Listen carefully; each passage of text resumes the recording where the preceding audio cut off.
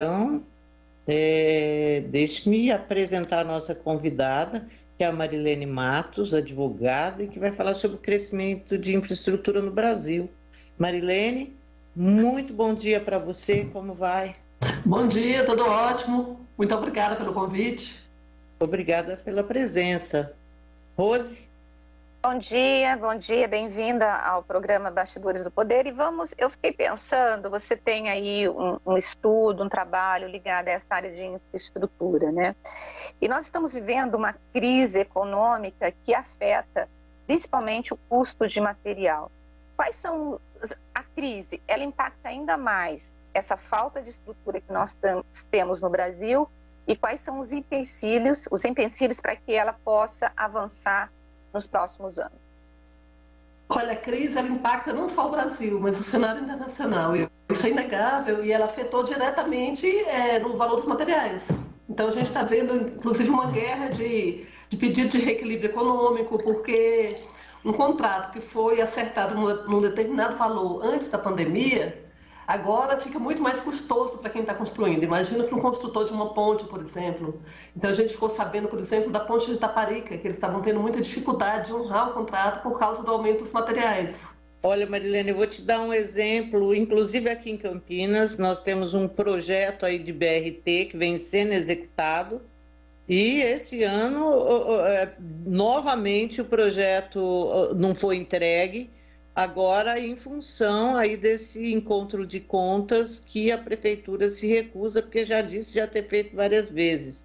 Então, a gente corre o risco, inclusive, de ter uma nova licitação, né, Rose, para concluir trechos. Na verdade, vai ter uma reunião esta semana e parece-me que uma outra empresa do consórcio vai assumir. O que estão negociando agora é a construção de 2 pontes. Iria assumir, fazendo um acordo entre as empresas para uma assumir essa obra, para não ter que relicitar e entregar dentro do prazo.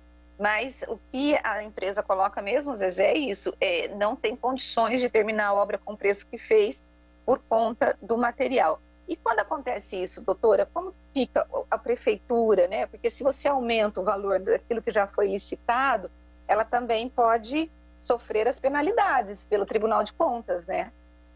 Os órgãos de controle eles têm que ter consciência de que o mercado tem leis, né? Então, e tem lei dos contratos. O contrato ele é obrigatório desde que sejam mantidas as condições. E a própria legislação ela prevê possibilidades de efetuar uma repactuação do contrato, quando há motivo justificado. E a gente está diante de um motivo justificado. Agora, o problema também é que o orçamento de prefeitura, do Estado e da União, ele não cresceu proporcionalmente, às vezes ele não consegue atender esse pedido de reequilíbrio.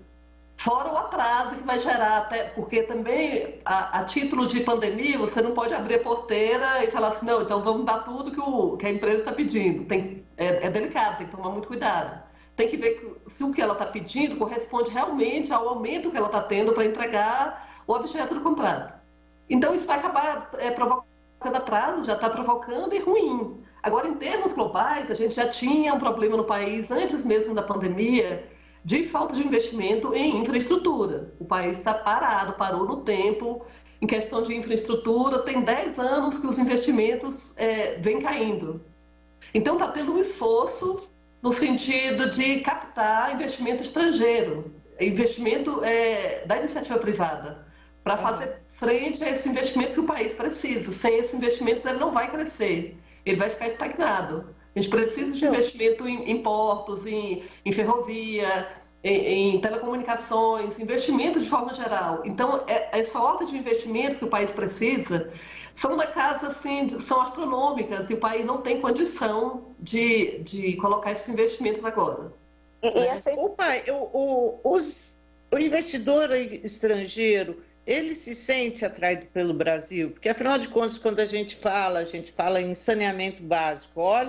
Olha o universo, é quase um universo aqui para se explorar.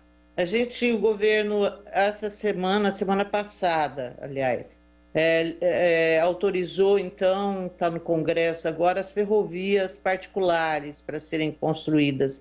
Mas há interesse do investidor estrangeiro em vir aqui? Zezé, né? Você foi no ponto, Zezé. Você foi no ponto. a gente tem alguns entraves para atrair esse investidor estrangeiro. A gente tem um chamado custo Brasil, né? Esse custo Brasil, ele vem de diversas formas, né? Uma das formas, um dos entraves que a gente tem é justamente o ambiente político institucional. As notícias saem, elas saem no jornal, vão para o exterior, de um executivo brigando com o legislativo, de guerra entre os poderes, de falta de união institucional que dá a impressão para o investidor de instabilidade.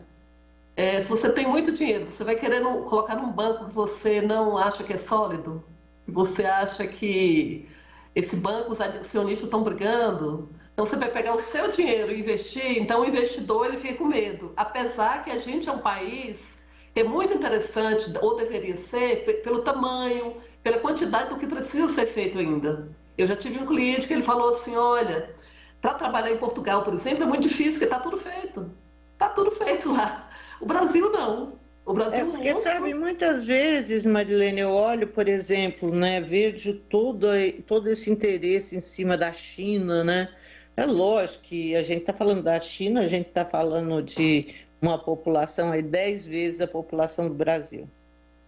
Mas a população brasileira também não é de se desprezar, né? E o tanto de coisa que tem aí para fazer. No entanto, a China é um país que todo mundo cresce os olhos para cima da China, apesar de não ser uma democracia, apesar de ter as suas questões aí com direitos humanos, mas cresce os olhos. E em relação ao Brasil, é aquela dúvida, assim, por que, assim, essa instabilidade jurídica, porque a instabilidade política que a gente fala, na verdade, desde a redemocratização, eu acho que essa aqui é a primeira vez que a gente tem uma instabilidade política, assim, de se falar, nossa, vai ter golpe no Brasil, né? Pelo menos foi isso que a gente sentiu em 7 de setembro. Mas antes a gente não teve, mas a gente tem um judiciário atuante, politizado, e isso você acha que é problema? Sim, é um problema também. O ambiente político institucional é um fator a mais. É um fator a mais que, no momento atual que a gente está vivendo, ele atravanca, atrapalha um pouquinho, né? Ou atrapalha muito. Mas a gente tem uma insegurança jurídica. Um país que não dá segurança jurídica, que é instável, que muda o entendimento, que a gente teve agora uma retirada de um leilão pelo STJ, depois o Supremo reverteu. Isso também é um fator que afasta o investidor. A gente, no ranking de segurança jurídica, ou seja, de eficiência da legislação, do aparato legal e das instituições para resolver problema, é absurdamente ruim. A gente está em 120 de 139 países nesse ranking. Então você vê que é muito ruim. Que vergonha. É uma vergonha. Então deveria ser mais priorizado formas de resoluções alternativas de conflito, que fosse mais célere, sem passar pelo judiciário, que é custoso, demora, o sistema processual permite recurso demais, é o que a gente vê. A gente não tem um judiciário eficiente. Aí entram vários fatores culturais, fatores legais, fator da própria legislação processual. Então, é 120 em 139 países. Então, isso é um fator relevante também. Depois, a gente tem a questão regulatória, que atrapalha porque a gente tem agências regulatórias que deveriam ser independentes. Veio uma nova lei geral de agências reguladoras que ela não deu a independência financeira. A agência reguladora ela continua dependente do orçamento todo mês pingando, ou seja, quem não tem dinheiro não é dependente. E a gente tem, então, agências reguladoras que sofrem gerência política ainda. E, então, esse ambiente regulatório, o investidor, ele tem esses dados, tem tudo, ele tem tudo na mão. Aí ele olha esse cenário de cima para baixo e isso atravanca, o que não impede que também seja levado em conta o tamanho do país e o que se tem a fazer aqui. Então, a gente tem duas forças opostas, uma atraindo e outra repelindo o investidor. Cabe ao governo, cabe ao Congresso. O Congresso está fazendo um esforço também, mas a legislação sozinha ela não faz milagre, ela não consegue resolver problemas políticos, problemas culturais. Tanto que teve uma nova lei de agências reguladoras que não conseguiu responder suficientemente ao problema regulatório. Então, só a legislação não vai resolver. Infelizmente, ela não faz milagre, ela é um instrumento importantíssimo, né? Tem essa nova lei agora das ferrovias que vai ajudar bastante.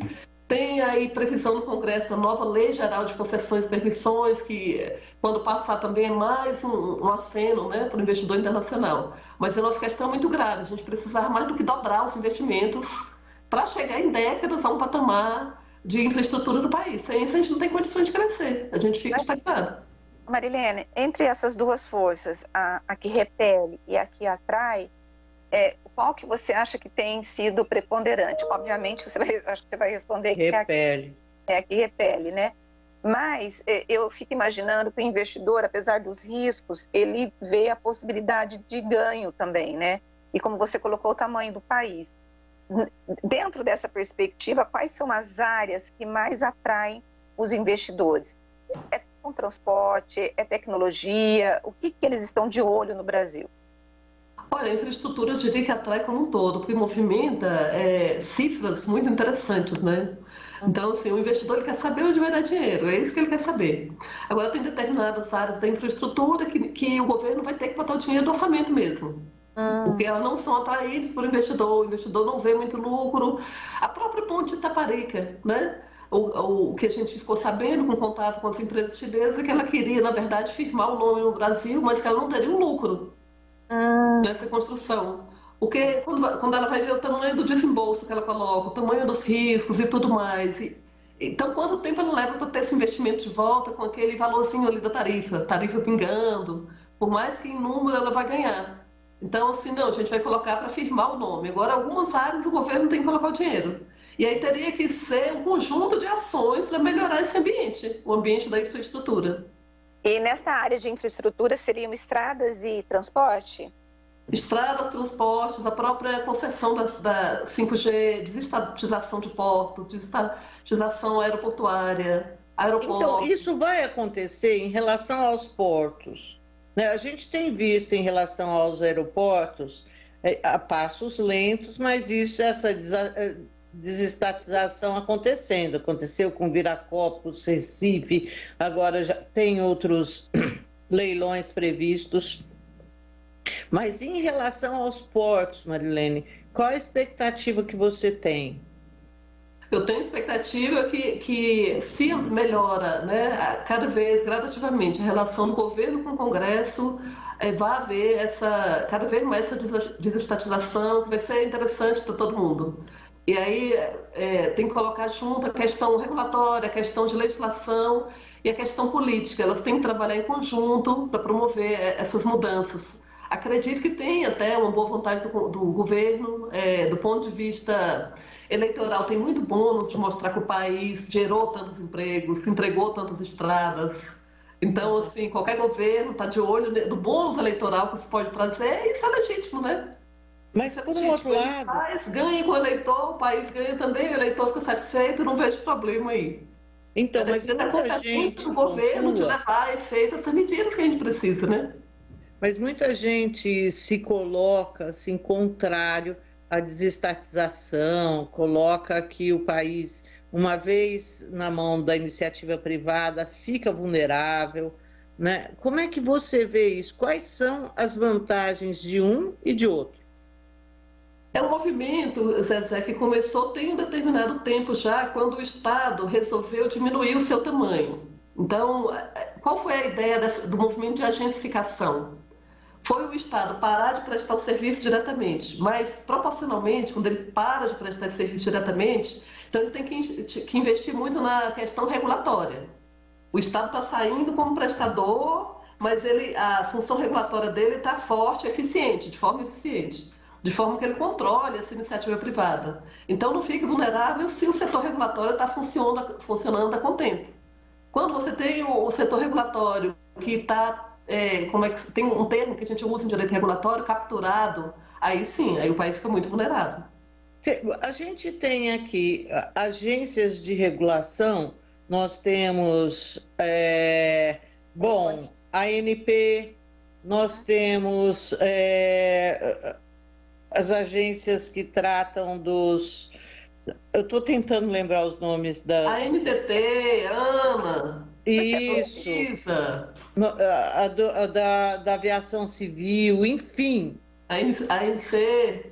Como você tem visto a atuação dessas nossas agências? Assim, uma coisa que a gente critica muito aqui é a indicação e nomeação de políticos, quer dizer, você acaba tendo, aliás, o Senado hoje deve votar uma cacetada aí de indicações de membros para compor essas agências, e que eu não sei o quanto técnico essas figuras são, ou se elas são amigo do deputado, do filho do deputado tal, o quanto isso compromete a área do serviço a ser prestado, tipo ANEEL, sabe? Enfim. Compromete muito. Compromete muito. Tudo, né? A compromete. Eu acredito que esses dirigentes da agência deviam vir do corpo técnico, né? A gente vê agências com corpo técnico estruturado, pessoas que entendem da área há 20 anos, entra uma que o próprio corpo funcional não reconhece a legitimidade. Ela entra, não entende nada da área, entra porque foi uma indicação política, e é isso que você falou, é amigo do deputado, é parente, ou é... Então, é um dos grandes gargalos da regulação, além da legislação que não previa uma independência financeira das agências. Quando ela não tem independência financeira, ela já não tem essa possibilidade. Tem o próprio lobby, que é poderoso e que age dentro do Congresso para minimizar a independência das agências. Se a gente não tiver agências reguladoras, tiver só para inglês ver, aí fica muito arriscado desestatizar, privatizar. É uma coisa, uma ligada à outra, né? E se a gente não desestatizar e não privatizar, a gente volta para o passado, volta lá para a década de 60, não faz sentido. Então, acho que a solução, o caminho é investir na independência regulatória, na qualidade regulatória. Ai, Marilene, que difícil. Tá, mas a gente tem que ser otimista, tem que ser esperançoso, tem que... a gente, como operadores do direito, como advogados, como jornalistas, a gente tem que jogar para a luz, né? A população não entende dessas questões para poder pressionar eleitoralmente o Congresso. Então, cabe a quem entende um pouco mais fazer esse tipo de pressão e realmente deve melhorar a qualidade regulatória. Sem isso, a gente não tem cenário à vista de melhora. O prejuízo é muito grande. O problema é que nós estamos nas mãos dos políticos que justamente estão de olho mamando dessas agências, né? Então, é complicadíssimo a situação. Eu não vou te mentir, não. Você está certa. Porque é a história da raposa que está cuidando do galinheiro, né? Como que nós vamos ter uma certa independência se eles têm interesse em... Do contrário, né? Em colocar um monte de apadrinhados políticos nessas agências, como você falou, que tem um lobby muito forte, que tem dinheiro correndo ali, né? Então, a situação é muito complicada. E, realmente, a prestação de serviço, se você não tem uma agência de regulatória forte, a prestação de serviço para o consumidor vai ser ruim. Olha, gente, eu me lembro que uma das coisas que a gente bateu demais e conseguimos, assim, por um pouco mais de profissionalização, foi em relação à Artesp. Você se lembra, Rose? Que a Artesp aqui no estado de São Paulo começaram as concessões das estradas. E, a Artesp era só deputado aposentado. O cara não se elegeu, enfia na Artesp o cara. Bota ele lá na Artesp, bota para ser presidente da Artesp. E eu me lembro que a gente falava isso tanto com o Alckmin. Assim, toda santa vez que a gente encontrava o Alckmin, falava, olha, governador, pelo amor de Deus, né? Mata a gente de vergonha. Que é isso?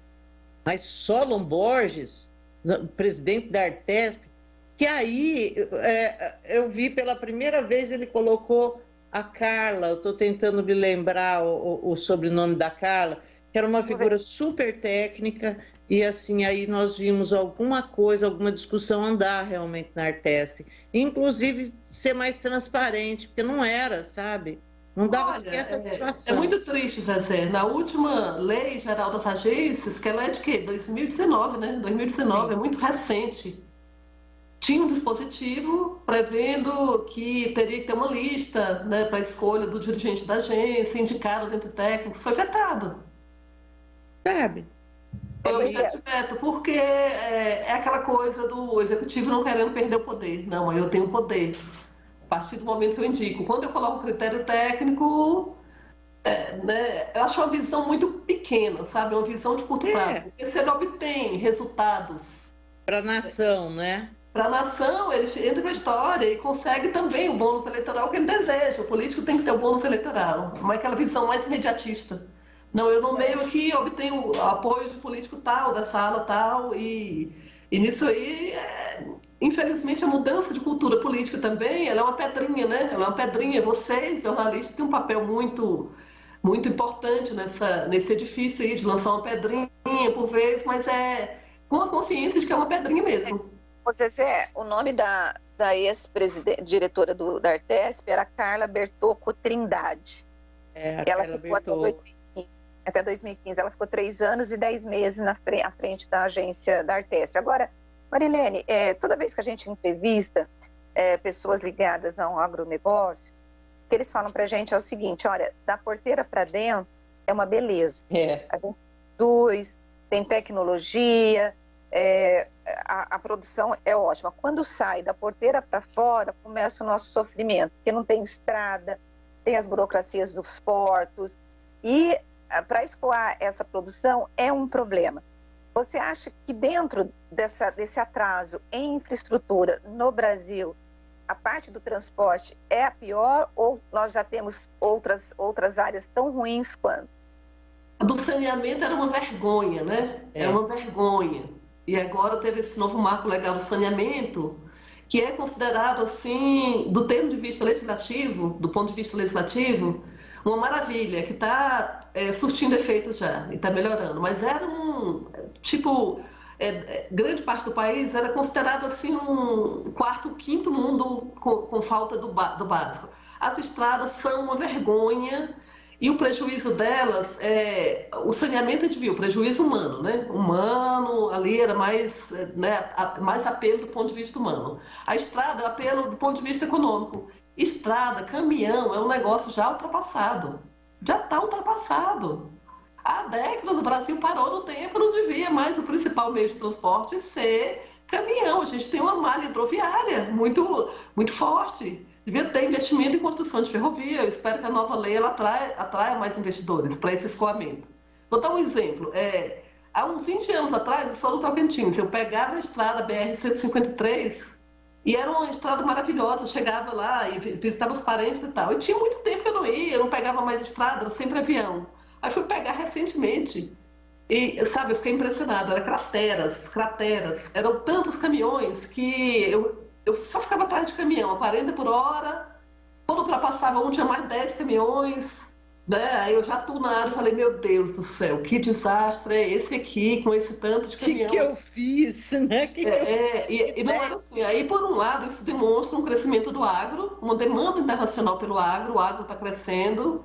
Embora o brasileiro não sinta esse benefício, muito pelo contrário, porque aí vai para o exterior, vai para fora, essa bela produção do agro.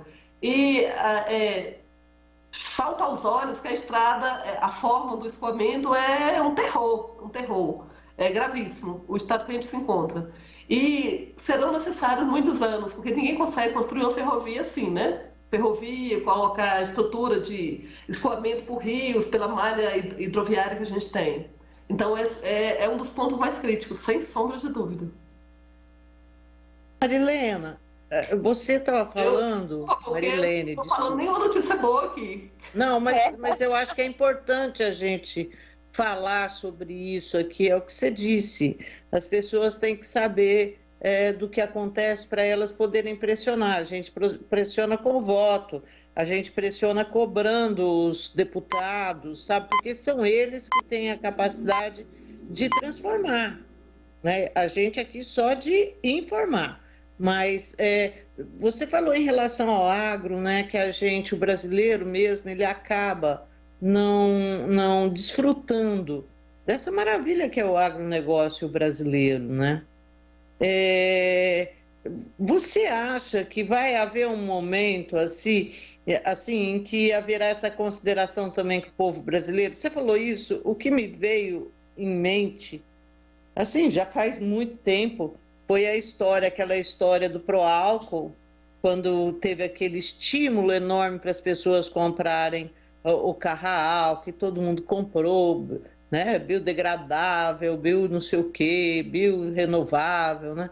E aí, de repente, fica todo mundo sem combustível, porque os caras resolveram produzir açúcar, que é o açúcar que estava vendendo mais no exterior, né? O agro, ele vai em algum momento se voltar para o Brasil ou não? Ai, que pergunta, né? Que pergunta.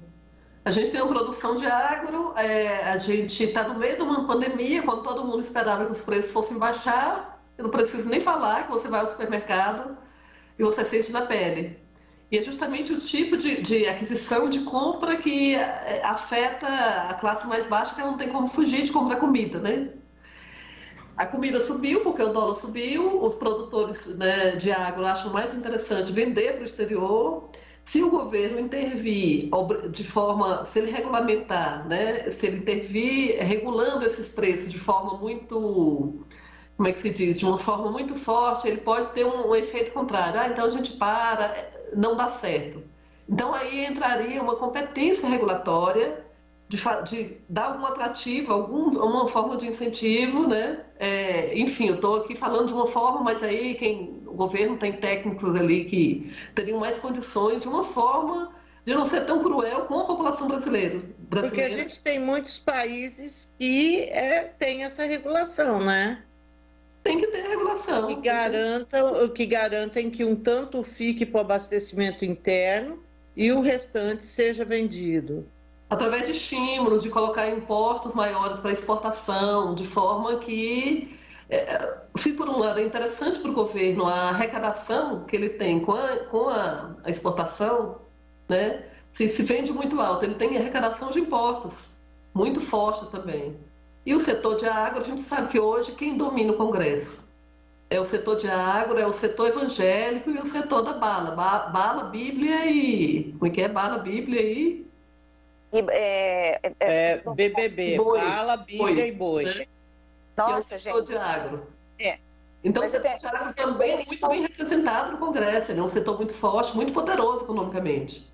Mas isso não pode fazer com que sejamos tão cruel com a nossa própria população. O governo tem que achar um jeito de regular. Um jeito de regular, porque senão vira simplesmente lei do mercado. Qual é o maior lucro? O maior lucro para a China? Então a gente vai exportar 90%. Exporta 90% e o que fica aqui fica muito caro, porque resta pouco para a população. Estou vendo só a cara da Rose preocupada. Nossos ouvintes, bancada. Dos ouvintes que estão nos acompanhando ficarem depressivos com esse cenário. A bancada da bala, bancada do boi e a bancada da Bíblia. Isso, BBB. BBB. São as grandes vertentes hoje que comandam o Congresso. É quem determina o rumo do país. Agora, de qualquer jeito, essa bancada ruralista, na economia que nós vivemos agora, o agronegócio segurou muito os índices que só não foram piores por conta do agronegócio, né? O agronegócio, ele tem uma importância muito grande para o nosso país, né? Central. Ele é central e quando ele exporta, o governo tem arrecadação. Mas você não pode esquecer que tem também, tem que cuidar da população. Senão a gente está vendo pessoas voltando para o lixo. Verdade. Então, não tem condição, eu não sei como alguém ganha o salário mínimo hoje, ele consegue comer, é só ir no supermercado. Né? A gente sentiu na pele, nós, classe média, sentimos que o poder aquisitivo caiu brutalmente. Agora, para quem está nos estratos inferiores, foi pior, foi brutal. É o lixo, restou o lixo para essas pessoas. Agora, por exemplo, a gente sabe que a infraestrutura está atrasada há décadas. Nós sabemos que se o governo houvesse uma decisão governamental de investir em infraestrutura, nós teríamos geração de emprego, nós teríamos dinheiro rodando, porque isso traz dinheiro. Como você vê o futuro? Você acha que nas eleições do ano que vem, os governantes vão se voltar para essa questão da recuperação e dessa infraestrutura no nosso país? Isso vai estar na agenda política ou você acha que nem vai passar na agenda política das eleições do ano que vem?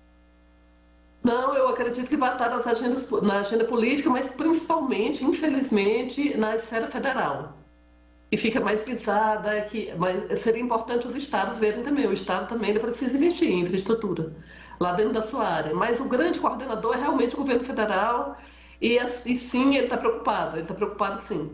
Está preocupado, vamos ser justos. Tem uma preocupação, tem um esforço do governo nesse sentido, mas ao mesmo tempo a gente tem forças políticas que interferem no processo. Então a gente tem forças políticas que interferem na independência das agências reguladoras, a gente tem a questão da eficiência do próprio aparato legal, que não é fácil de resolver, com a justiça funcionando dessa forma. A gente teria que ter um investimento e incentivos para a resolução de conflitos por via arbitral, por via consensual, né, dessas concessões de permissões. Então, está na agenda política, sem dúvida, está na agenda. O governo tem feito propaganda disso, desse esforço que ele está empreendendo nesse sentido. E eu acho que ele vai fazer, se é de forma eficiente, não posso garantir. Ele está fazendo porque é um bônus muito grande ele mostrar que estradas estão sendo feitas, rodovias. E mostrar para a população é bom, é interessante para o governo, porque ele pode mostrar em metros, né? É muito objetivo. Tanto metro de rodovia, tanto metro de escoamento. E o ideal é que, sei lá, não sei quanto tempo, mas tem que ter uma forma de fazer com que o principal via de escoamento de alimentos, do transporte do país, não seja a rodovia. E é realmente ridículo, ridículo. A gente não vê isso na parte desenvolvida do mundo. Já está proscrito há décadas, já é muito velho isso. A gente espera, inclusive, para não ficar na mão da categoria, né? Que tem se mostrado aí um problemaço para o Brasil inteiro, né, Marilene? Olha, o caminhoneiro hoje, ele manda no país, se ele resolver parar. É incrível. É um sofrimento isso. Estradas, Marilene, da tua experiência, né, que você estava, quando você pegou, estava cheio de buraco, eu me lembrei dos caminhoneiros, que você falou assim, a gente não pode depender só de estradas, né, a gente tem o transporte rodoviário e tal. Falei, gente, como atrasado, nós tivemos aquela greve que atrasou, que derrubou o nosso PIB por conta dos caminhoneiros. E o Brasil, por não investir em infraestrutura, ele fica refém de grupos, né?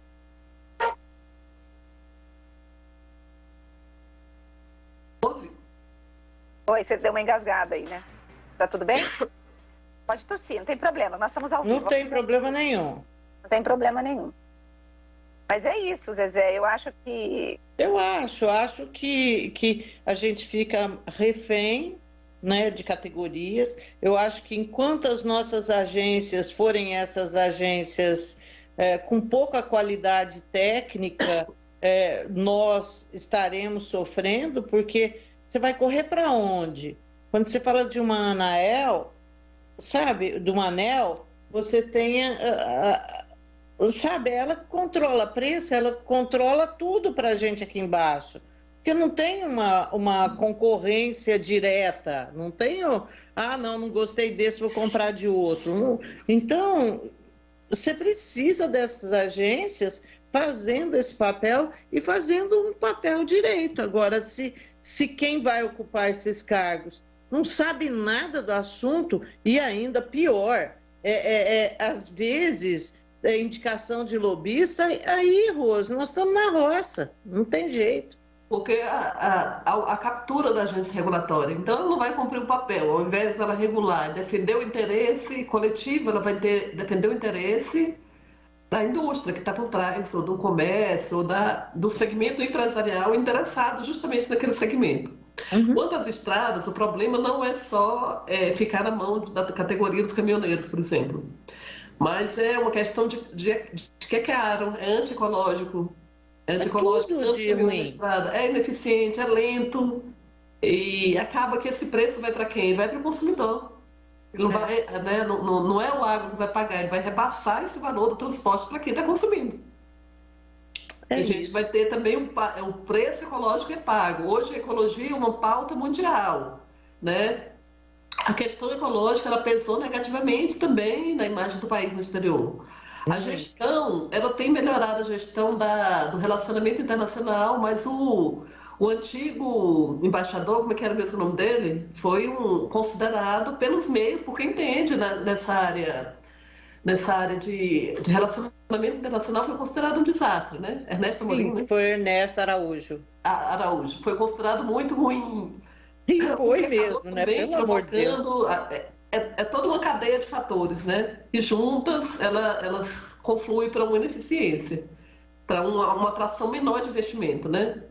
Então, a gente tem hoje, juntando o investimento do setor privado e do setor público, a gente não chega a 2% do PIB, né? A China tem 7% de investimento do PIB. É claro que não tem nem a pretensão de se comparar a China, mas dá para ter uma ideia, né? Juntando os dois. Mesmo porque a China resolve as coisas tudo assim, de uma forma bem rápida e simples, né? É isso, então, paredão. A questão estão sendo mais eficientes, estão tendo resultado. O resultado é rei, né? Quando a gente não tem resultado, não tem desculpa, é ineficiência. E se tem ineficiência, tem que ser resolvido os pontos de ineficiência, os gargalos. É obrigação do Estado fazer isso. Marilene, eu quero agradecer muito a tua participação aqui conosco. Foi muito gostosa a entrevista. Te desejar Apesar de não ter boa notícia, né, Zezé? Não, mas vamos ser realistas, né? Olha, um Feliz Natal, Feliz Ano Novo, boa semana para você e bom resto de dia. Muito obrigada. Eu que agradeço, é uma alegria. Obrigada. Tchau, muito obrigada. Bom, e agora a gente vai para o intervalo.